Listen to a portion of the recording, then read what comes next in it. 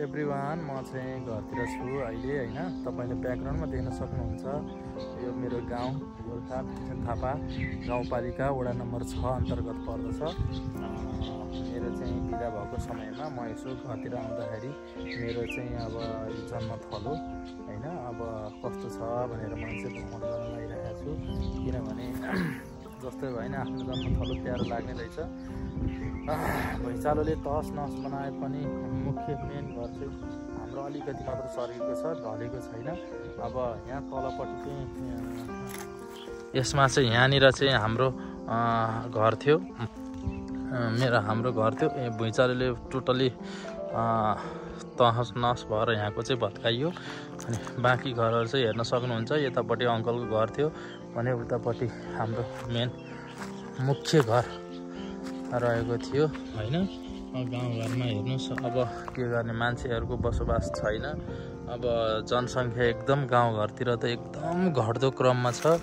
किन हो पनि अब शिक्षा दीक्षा छैन भनौँ भने त्यत्रो विद्यालय छ हैन। हामीले यहीँबाट पढेर गएको हो, देख्न सक्नुहुन्छ यति ठुलो विद्यालय छ।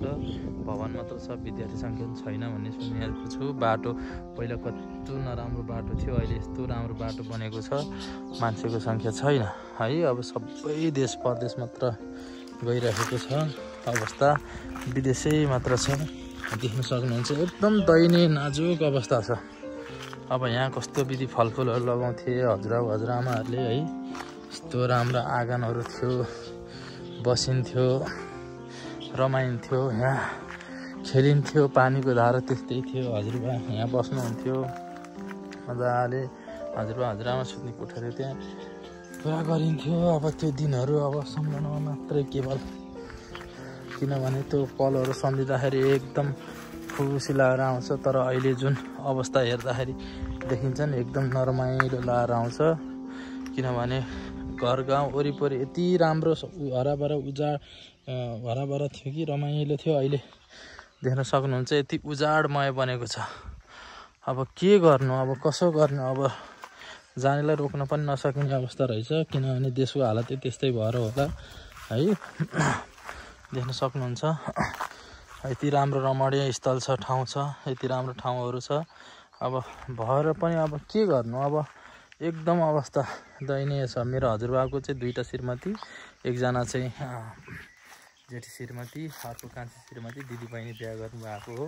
हजुरबा बितिसक्नु भयो, गत वर्ष पुसको 11 गते बित्नु भएको, 98 वर्षको उमेरमा बित्नु भएको हो लगभग। त्यस्तो अवस्था छ। अब के गर्नु, यतातिर बारीहरू बाख्राहरू पाल्ने चलन थियो है। अब यति राम्रो अब यहाँ मलहरू राख्ने चलन थियो। अहिले अब यी खण्डहर तहस नहस जीर्ण अवस्थामा छ। हेर्दा पनि नरमाइलो लाग्ने। के गर्ने, अब कसरी चाहिँ अब गर्ने, जीर्णोद्धार गर्ने, अब कसरी अब पहिलाको मान्छेहरू फेरि होइन पुनर्गठित भएर कसरी सँगै भइएला। सबै आफ्नो काम सुरुमा हुनुहुन्छ, सबैलाई आफ्नै उ छ। के गर्नु, अवस्था गाह्रो छ नेपालमा पनि। अब देख्न सक्नुहुन्छ यति बडे मानको घर, साथीहरू ब्याकग्राउन्डमा देख्न सक्नुहुन्छ त्यति दुःख गरेर बनाएको घर अहिले यस्तो खण्डहर अवस्थामा छ। माथि आउन पनि नरमाइलो लाग्ने। अब यस्तै छ गाउँघर। अब जनसङ्ख्या एकदम घट्दो, मान्छे घरहरूमा मान्छे भए तापनि 2जना 1जना मात्र रहेको घररुममा मात्र बसेको अवस्था छ।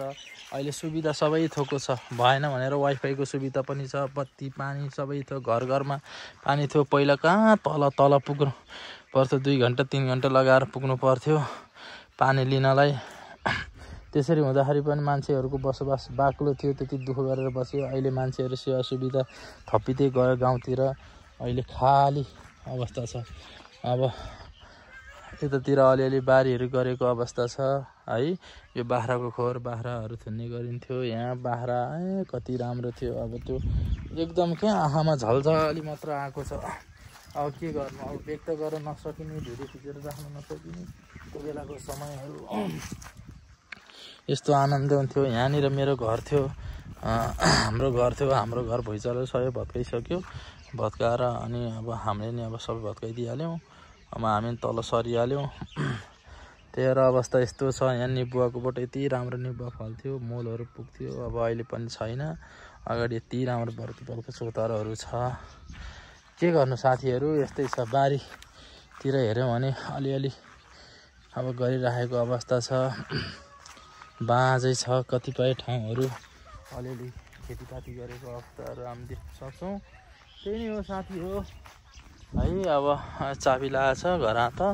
अब भित्रको अवस्थाले हेर्नुहोस्, पिँढीको अवस्था कस्ता राम्रो बनाउँथ्यो। यहाँ सलल्ल लिपिएर यति राम्रो अवस्था हुन्थ्यो। आँगन हेर्नु होला, यस्तो छ आँगन। ल कति राम्रो आँगन हुन्थ्यो यहाँ। सबै देश परदेशले गर्दाखेरि बिग्रिएको गाउँघर। रुन मन लाग्छ हो बेला बेलामा त। अब के गर्ने, अब यस्तै छ है। अब गाउँघरमा मान्छेहरू छैनन्, यो भत्किसकेछ। अब नबसेपछि, हेरचाह नगरेपछि आफै मकिएर पनि जाँदो रहेछ। के गर्ने, त्यही छ साथी हो। अब हाम्रो मात्र होइन, सबै संसारमा यस्तै होला भन्ने लाग्छ। अब होला पनि सायद। अब माथिबाट हेर्दाखेरि यति राम्रो देखिन्छ हाम्रो घर, यति ठुलो यहाँ छ नि, यति ठुलो छ। अब के गर्नु, यस्तो नाजुक छ गाउँघर, बिग्रिँदो अवस्थामा छ। कसरी चाहिँ अब सरकारले यतातिर ध्यान दिएर सोच्नुपर्ने अवस्था हो। स्थानीय सरकार आइसकेको छ घर गाउँमै है। अब स्थानीय सरकारले केही चासो गर्नुपर्ने, देखाउनु पर्ने हो। खै अब आफ्नै दुनसो गर्न मात्रै हो कि जस्तो लाग्छ।